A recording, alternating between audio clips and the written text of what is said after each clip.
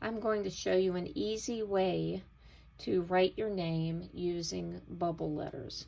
I'm going to use my last name, but you can choose your first name or your last name, or use both if you want. I'm going to start just by writing Conyers, my last name, right in the middle of this paper.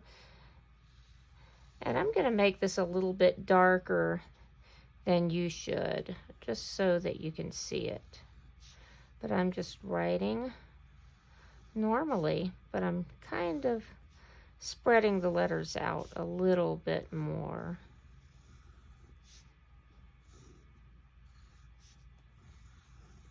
All right, so that's just regular writing. So now what I'm going to do is I'm going to draw a bubble kind of around it, or some people call these balloon letters. If you think about those long balloons you sometimes see people making sculptures out of, pretend like your letters are made out of those. So I'm going to just keep my lines kind of curved, and I'm drawing around my letters that I already have here. I like to call this kind of the skeleton of the letter.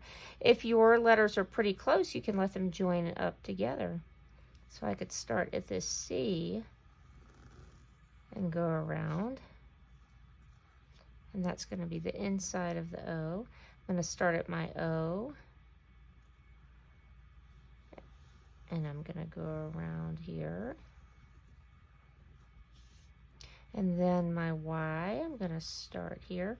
And I am making some corners in here, because think about if you bent a balloon, you would have those little corners that you would see. All right, and it's getting really close to my E here. Some of them, if you need to go a little bit closer or a little bit further away from your lines, you can do that. Let's see, we're here to the R. And on this type of letter, I'm going to skip over here so it looks like the E's a little bit on top of the R.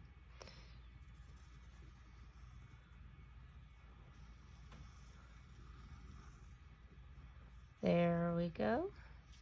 All right, so that is my bubble letters.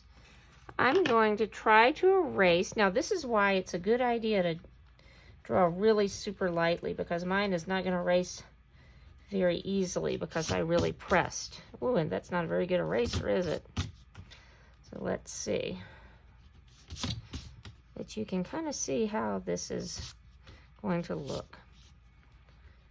And so I'm just going to work on getting all of these lines erased. Remember, that's kind of our skeleton. Those are that's the original letters that we started with. Ooh, that's really smearing and making a mess. Hopefully your eraser will work a little bit better than mine here. Let's get all that mess off. I'm not too worried though, because we're not going to just leave them empty like this. We're going to add some colors and some designs inside of our letters, and that will cover up anything that didn't get erased all the way. You can think about patterns like stripes or polka dots, or just some bright colors that you like, or other little small shapes you can put in there. So there we have the name in bubble letters.